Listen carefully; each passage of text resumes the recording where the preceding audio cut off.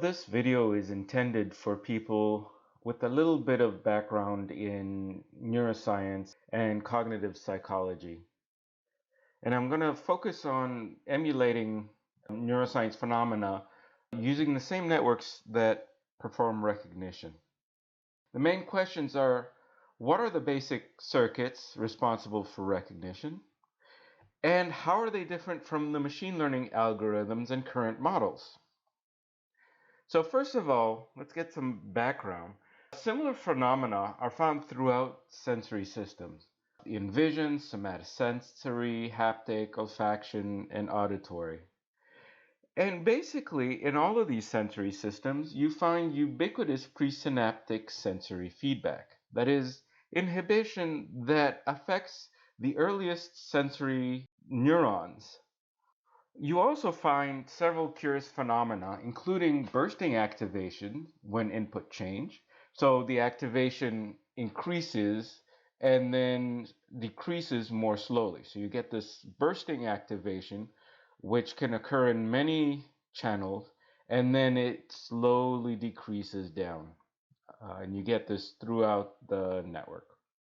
And this is coordinated with the onset of the stimulus. You also get oscillations. And with a novel pattern, you get a wider variation of frequencies, which then settle to a more regularized set of frequencies. You also get cognitive phenomena ubiquitous in all of these sensory circuits. You get speed accuracy trade-off, that is, when the person or animal are forced to make fast responses, they're going to be less accurate. And you also get difficulty with similarity, where differentiating between similar patterns is harder and takes longer. And this happens in both search and fast masking. So for example, if you take an image and then present a mask and then ask, well, what was it? You see that if the mask is very different from the stimulus, then you get quite a bit of accuracy. But as the mask is more similar to the stimulus, then accuracy goes down. You also get similarity effects in search. So for example, finding the single pattern that's more similar to the distractor is harder, while finding the single pattern that's different from the distractor is easier. Moreover, there's findings that search and fast masking display similar effects, for example, in Francis and Cho. All this suggests that there may be a common mechanism for recognition that is showing all of these phenomena ubiquitously. So the question is, what is that mechanism? And let me do a little bit of review about some of the basic mechanisms that are hypothesized. These are feed-forward versus feed-forward feedback configuration. So feed-forward configuration is the assumption that information goes into the dendrites of a neuron, gets processed through the axon, and goes out to the output. And so X is the input, Y is the output, and W is the synaptic weights. And this is the caricature of this type of approach. And the connection weights are written as feed-forward weights as W. And this is predominant in virtually all of the machine learning algorithms and most models. But there are alternatives, and that's feed-forward feedback, presynaptic back to the dendrites, and doing presynaptic inhibition. And I will talk about this configuration compared to the other configuration, where the weights are feed-forward feedback weights. So whatever feed-forward weights there are, there's similar feedback weights.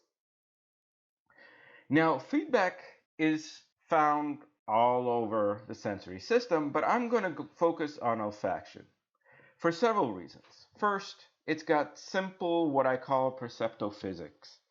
Unlike vision or sound, you can't tell whether something is moving in space or noise in this corner, and so on.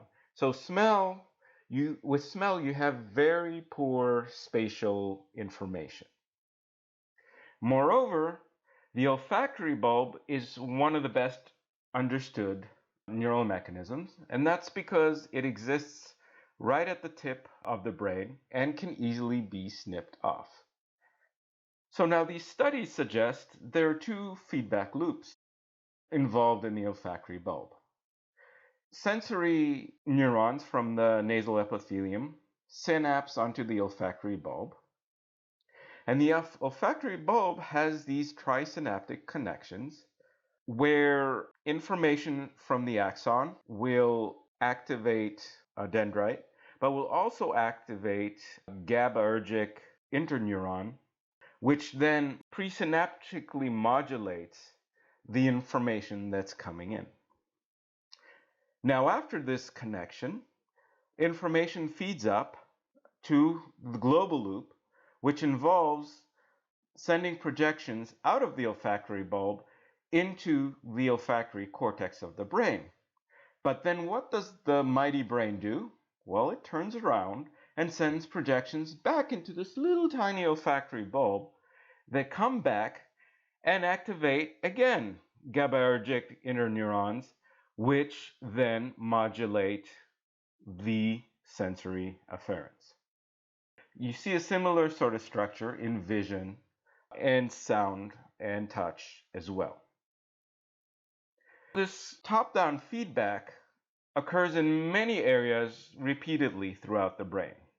You see it throughout sensory regions, the thalamus and the cortex. For example, information from the eyes goes to the thalamus, either the LGN or the thalamus itself, and then up to the cortex, and the cortex feeds back and modulates those afferents. You see feedback loops within the cortex. You see specialized trisynaptic connections. There's also hypothesized retrograde signaling molecules like nitric oxide. And some authors argue that there's even more feedback than feed forward in the brain. So in summary, there's evidence of feedback everywhere, especially within the sensory regions of processing. Moreover, there's oscillations and bursting observed during recognition. Moreover, there's also ubiquitous recognition phenomena, such as difficulty with similarity and speed accuracy trade-off. So now let's review a little bit about the algorithms, how they could generate these phenomena. So the most important thing to understand is what is optimization, and also the difference between feed-forward and feedback methods in relation to optimization. So what we're going to do is we're going to look at both methods and compare the phenomena and difficulties.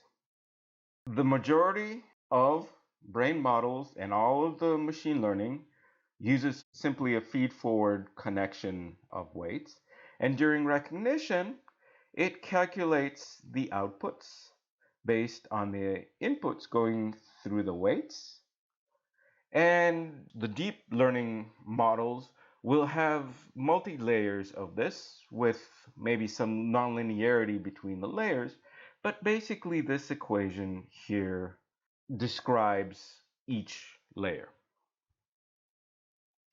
Now, the problems with the feed-forward approach in machine learning is it's difficult to recall with these feed-forward weights. They're slow to learn, and they require what's called identically and independently distributed rehearsal over all of the training set.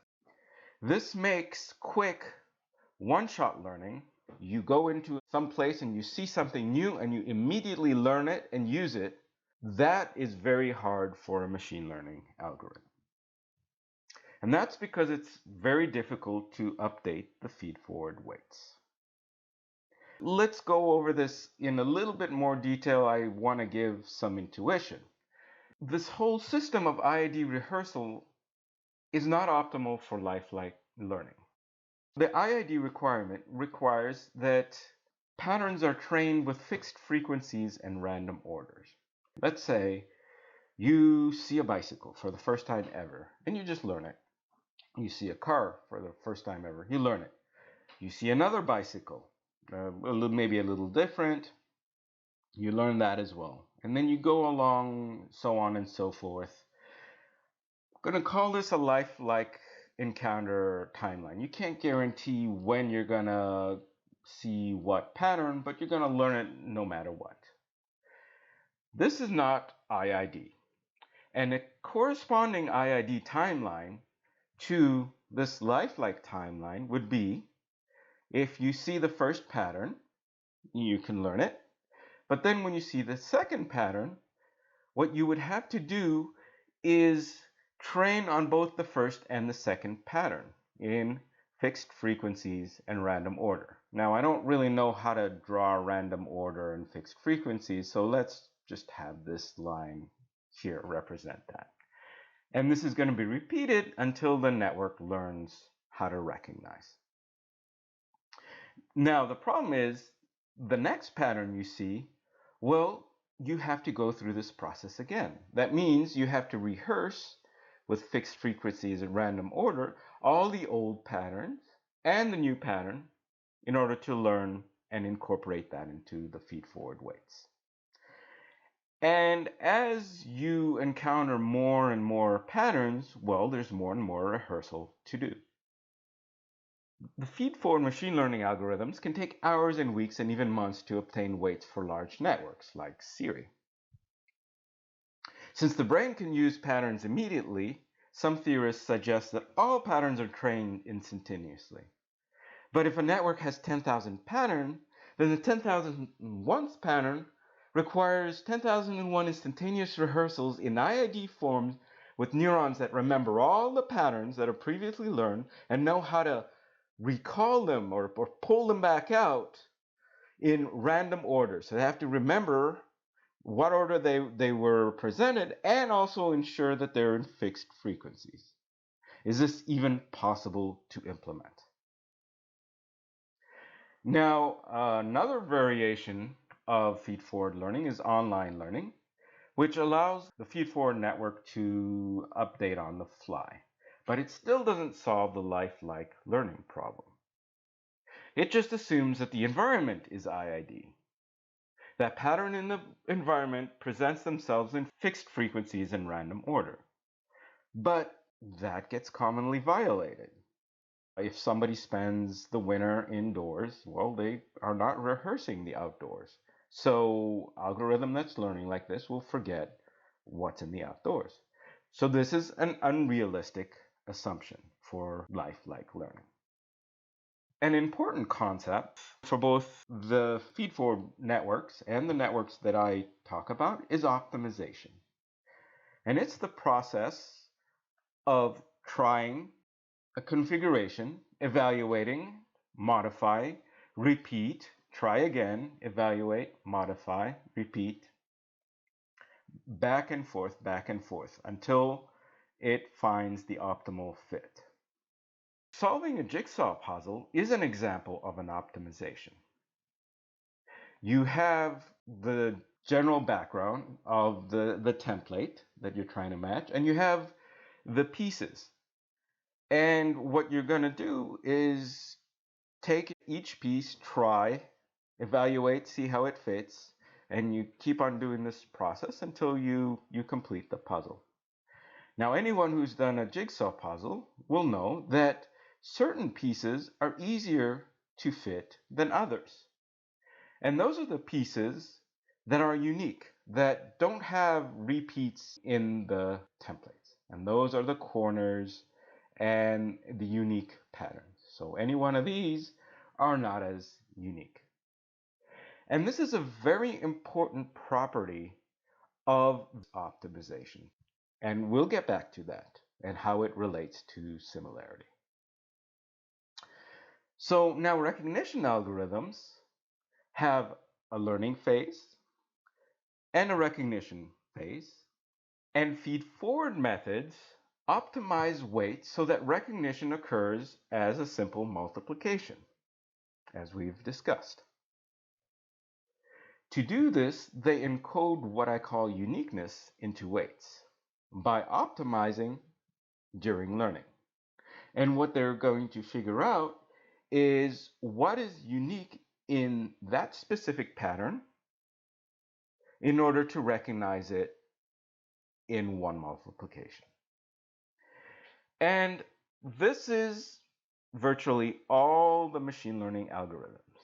Backprop, deep learning, convolutional networks, recurrent networks, support vector machines, perceptrons, and neural network models.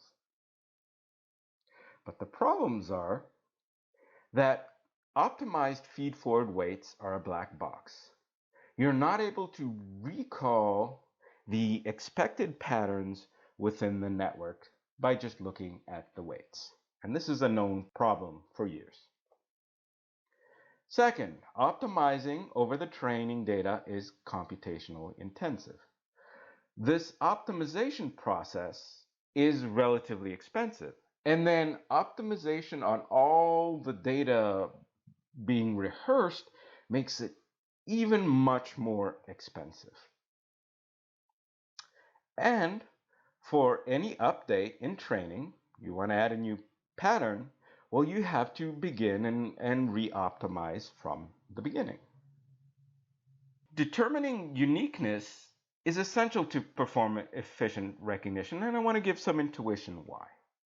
So if, for example, you're trying to recognize the cues within O's, it's important to realize that there is a feature that's different between Q and O, and that helps recognize the Q from the O.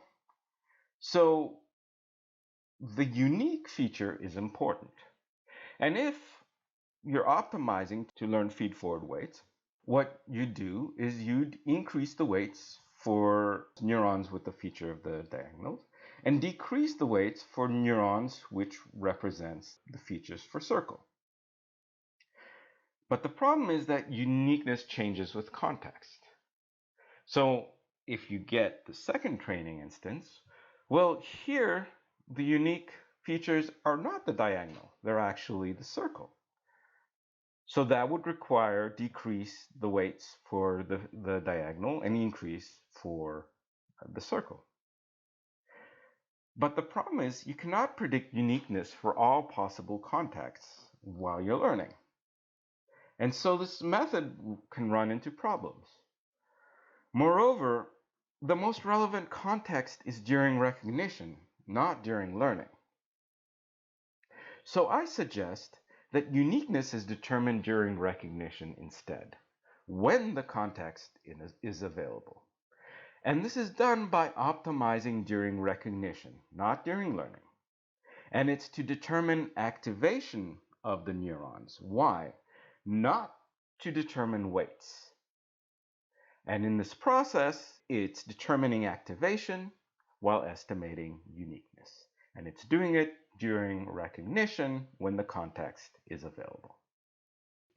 Since it's optimizing during recognition, there's only one pattern available, and that's the test pattern. So it doesn't have to rehearse on all of the training data. This is a large reduction in computational costs.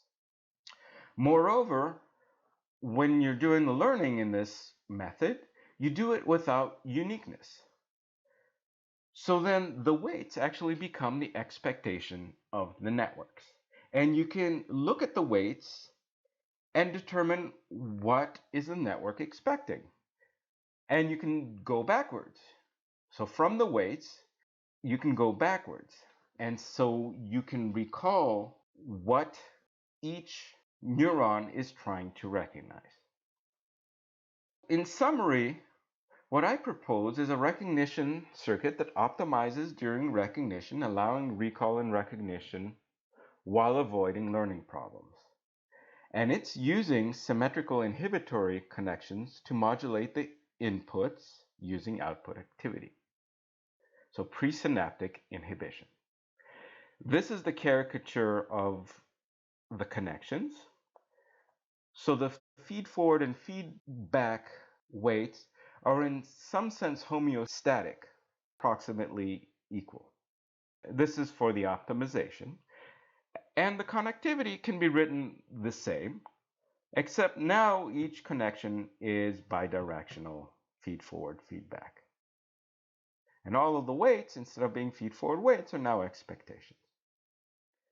To summarize, our approach switches when optimization occurs. So it either can occur during learning or during recognition. The feed forward model does the optimization to find neuron weights during learning. And during recognition, it's only using feed forward connections. But this requires feedback for learning. For example, to backpropagate the error. Well, requiring feedback for learning is still requiring feedback. So the feed forward models are not really feed forward anyways. They're feed forward feedback. They only use the feedback during learning. Now in the proposed model, I flip this. Optimization occurs during recognition to find neuron activation. And it does a simpler learning. Also, why would the brain use feedback during learning only when it has it available all the time? So let's go over a little bit of the structure of the network. You have a neuron that receives the input and that projects up. And then you have presynaptic inhibition that modulates that. So the way this works is the network is trying to match input patterns from the environment with patterns stored in the memory. And it generates a hypothesis based on the activation of the output neurons, which then modulates the inputs and tries to match them. But if they don't match, it generates an error, which then updates these outputs, which then again modulates, and it goes back and forth until it settles. And what it's trying to do is match whatever representations are available in the brain with whatever pattern is presented from the environment. And the neurons are all doing this at once en masse with back and forth activation, which can generate oscillations during recognition. I want to demonstrate the simplest circuit animation, then comparison simulation, then show how this generates a speed accuracy trade-off and difficulty with similarity. Let's demonstrate the simplest possible network to get the intuition of what's the difference between the feed-forward method and the proposed method. Now, you will notice, and I showed this several times, that the inputs and the outputs are actually the same. So we can draw the nodes the same. So you'll have inputs and you'll have outputs.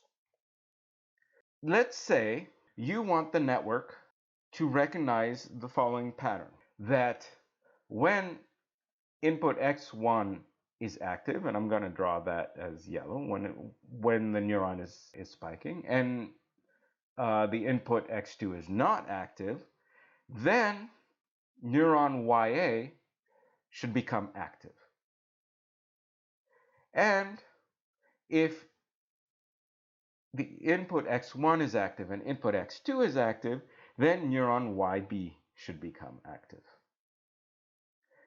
Now, since the feed-forward feedback weight is the expectation, this can be learned directly. Basically, you can say, well, you want neuron YA to be 1 when this is the pattern. Well, just connect it in a simple Hebbian sort of way and put the pattern into the weights. Now you want the second neuron to be active when both are active. Well, just connect them that way. Because this is simple, it is recallable. Now let's do the same thing and obtain the feed-forward weight with these properties. You would have to train it with fixed frequencies in random order. And what you get is these weights right here. These are the equivalent, and both networks will behave the same way. But this is not as recallable as this. You don't know what's the expectation of neuron YA and what's the expectation of neuron YB. Which means that if you can recognize bicycle in this model, you won't be able to say, well, bicycle has, two wheels and a handlebar and so forth. Well, in this case, you can. You can say, oh, this neuron expects none of these and one of these and one of that. This neuron expects one of these and one of that. Now let's draw the network nodes. And let's show how the feed-forward model works by y equals wx. So let's put the feed-forward weights here for this neuron. And then let's put the feed-forward weights for this neuron. But whenever the weight's 0, I'm just not going to draw a connection. Now, if I put in the pattern 1, 1, which is what we wanted the network, and I'm going to draw yellow for active and black for inactive instead of writing numbers. You run it through the feed-forward connection, and you get the right answer. So 1, 1, you get the right neuron being active. And if you make it 1, 0, you get the right neuron being active here. Now let's do the same thing with the feed-forward feedback model. We begin with the input and output nodes and the presynaptic inhibition, and let's draw the feed-forward feedback weights. So they're 1, 0 for neuron 1A, and so if there's a feed-forward weight of 1, there should be a feedback weight of 1. For neuron YB, it's 1, 1 for the weights. So then they have to feedback 1, 1. And that's it. That defines the network. Now, activation will be iterative while it's going through the optimization. It'll feed forward, then feed back, then feed forward, then feed back, try again, and so on. Now, if you put the test pattern 1, 1, assume it remains constant, initially it'll activate both sensory afferents, which will activate both output neurons. So both of them initially became active, so they burst. But now, when there's feedback, this node here receives twice as much inhibition as this node here, so it's going to be turned down relative to this here. And so the sensory afferents are going to get turned down in this case more than in this case. But when information feeds forward again, this node will be affected more by this modulation than this node right here because it receives this input. So then they start to split, and one becomes more inhibited. And in the next iteration, the split continues, and they split. And this is a plot of how this looks like. Now I'll show it in more details with a prototype demonstration. I'm not going to focus on it, but briefly I'll show the ease of modifications, ease of recall, being able to tell one of the underlying patterns. More importantly, show the nature of activation, this bursting with unexpected patterns until the network figures out what it is trying to recognize. Here we have a simulator. On the left is going to be the type of weights that the proposed models used. On the right is the feed-forward weights. They're going to share the same inputs, so there's only one thing of inputs here. And then I'm going to compare the output of one to the other. And let me first start by doing the simplest network that I just animated. Horizontally is all the inputs. These are the x's. vertically, these are all the neurons. In the other example, I had it labeled as neuron YA and neuron YB. Let's make the weights similar to the example that we had. Let's make the inputs, say, 1, 1. So this is the example that we had with the animation. We can step through the steps of the iteration. So each time is a feed forward, feedback step. And the network settles here.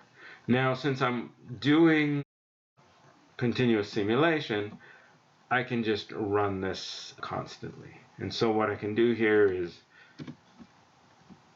change this input to 1, 0, which is the pattern that matches node 1, and it recognizes like so. And I can change it to the pattern 1, 1, which is the pattern that recognizes this, and it goes. Since there's only one thing for me to do the gradient descent on, and that's the current pattern, I can just have this running constantly. It's constantly feeding forward and feeding back and deciding what's the activation. Now, if I wanted to do the same thing with feed forward network, well, I have to go through the gradient descent. So these are the feed forward weights, and I can show that when I calculate it, I get the same thing. And if I change this to 0 here, and I calculate this and then calculate this, I get the right answer. But now, at any point, I can add a new node and a new pattern. This is the lifelike learning. Let's say I just ran into something new and I want to learn a new pattern, and I just simply connect the pattern here, and now I have a new node that's sensitive when the pattern goes to 1, 1. So if I go here and I put it to 1 and 1, you'll see now this neuron recognizes here. If I wanted to do the same thing with the feed forward, well, I have to retrain the whole thing.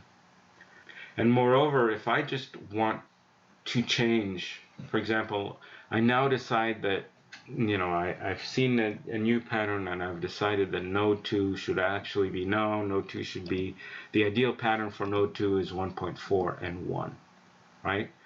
So simply in my model, I can change that here. And now when I put 1,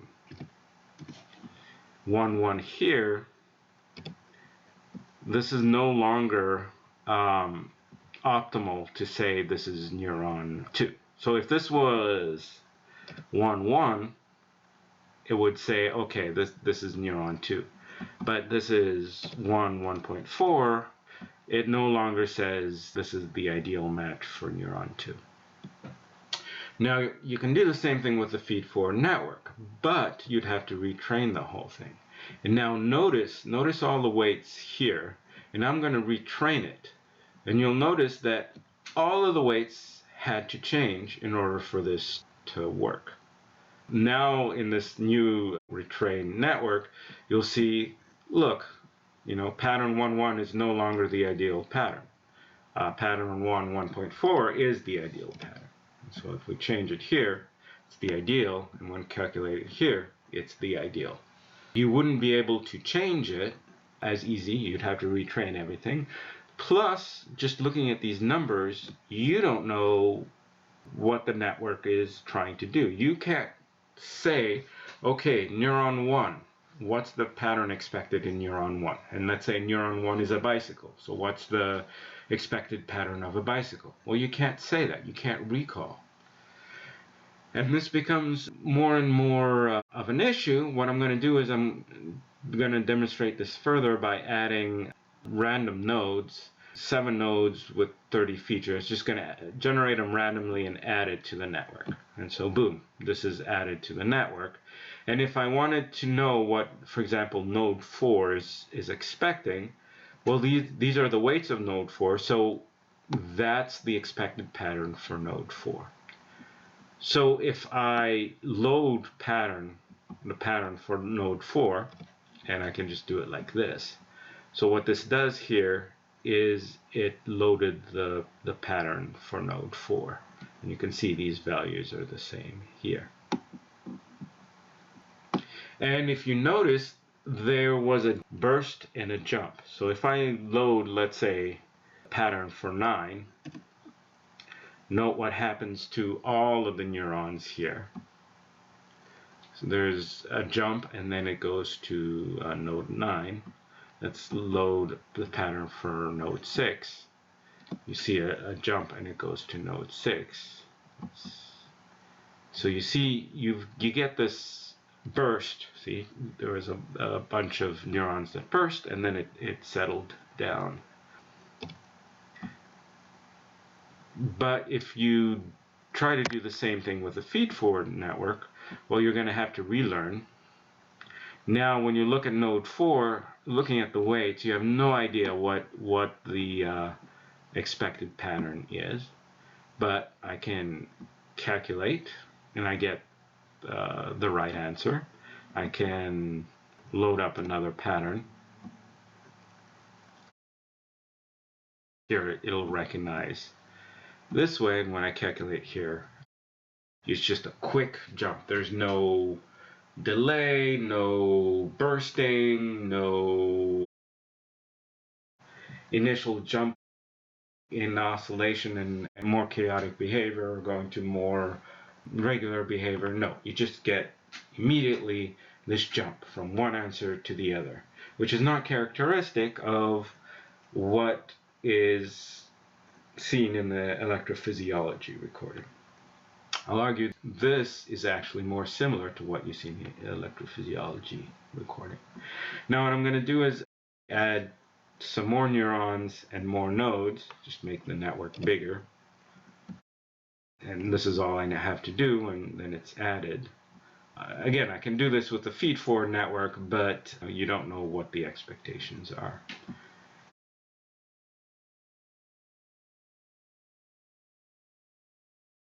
And then I can now put, say, node 70 or 60.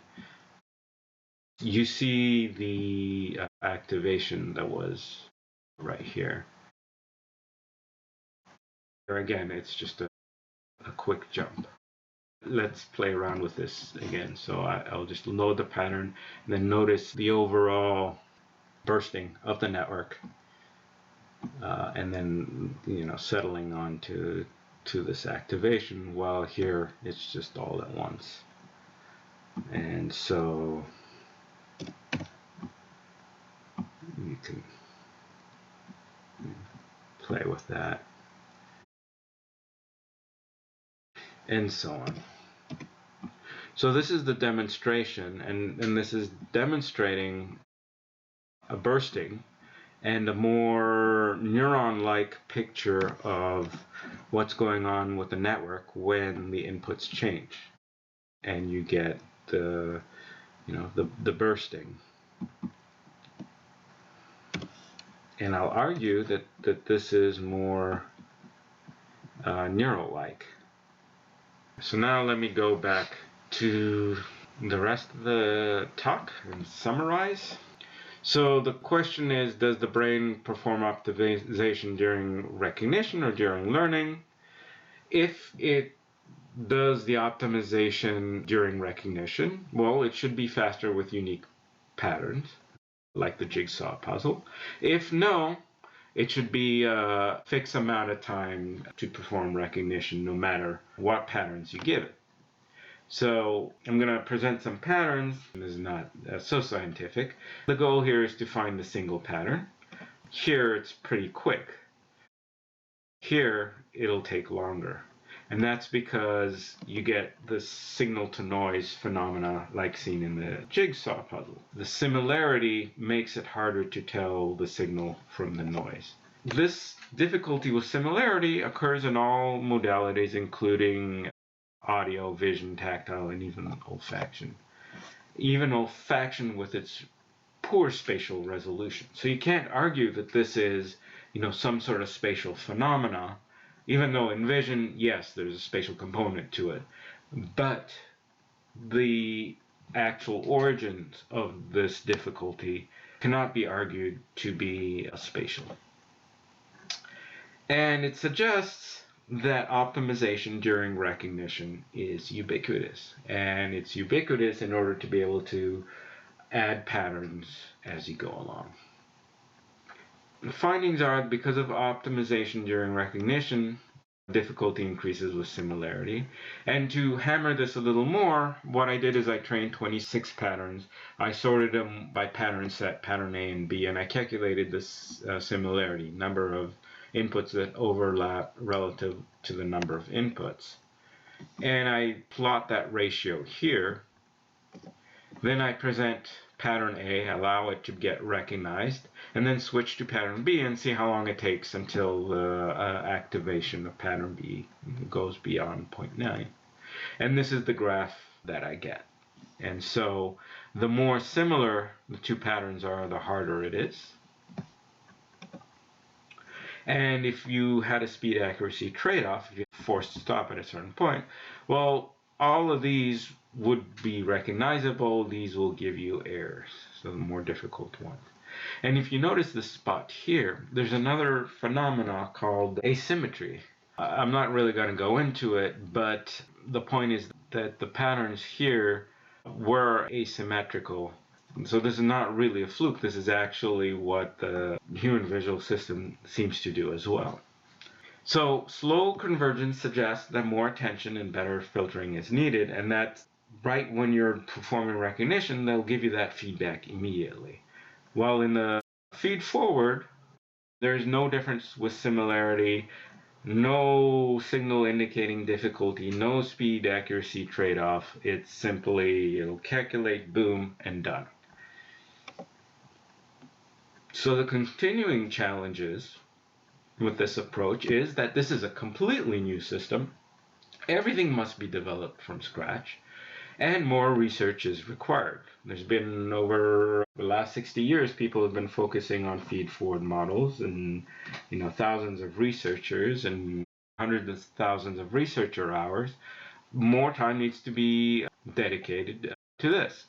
And the bigger problem is also questioning established ideas that have been around for this long. So in summary, the model structure during recognition, the proposed model assumes that there is going to be presynaptic feedback in order to perform the recognition. Feed-forward models do require those type of connections though, but only during learning. While the proposed model requires it during recognition. So this optimization occurs during recognition in the proposed model and during learning in the machine learning and current models. Cognitive phenomena such as difficulty with similarity are not inherent in feed-forward models. You'd have to set up parameters, maybe put accumulators, all sorts of stuff in order to try to get the feed-forward models to look like and have these difficulty with similarity. But it is inherently displayed in the proposed model. Same with speed accuracy trade-off. It's just inherent. That's what comes out of the network. There's no parameters to set. In feed-forward models, you cannot tell what are the underlying patterns. If I asked you, what are you expecting for a dog? You can't say that, while you could say it with the proposed method. It's easier to learn and update. You can just update as you go along or change your expectations, while in feed-forward networks, you have to retrain it all the way from the beginning. You don't get bursting with the feed-forward models, but you get the bursting and more of the chaos during a new pattern. And then that settles down to specific activation. If you're looking just at feed-forward models, you don't get a separate signal indicating how difficult the recognition is. While in this model, well, the slower the convergence, it suggests more attention or better filtering is needed, or you get the signal of recognition difficulty. So in summary, optimization during recognition has simpler learning without rehearsal, more efficient computationally, generates oscillations and bursting during recognition that can appear in local field potentials or EEGs, enables recognition, recall, and planning using the same neurons, shows cognitive phenomena like difficulty with similarity, speed accuracy trade-off, and it can lead to better algorithms, methods to reuse recognition information, a better understanding of the brain. For more information, please contact me and I'd be happy to give further talks. Thank you.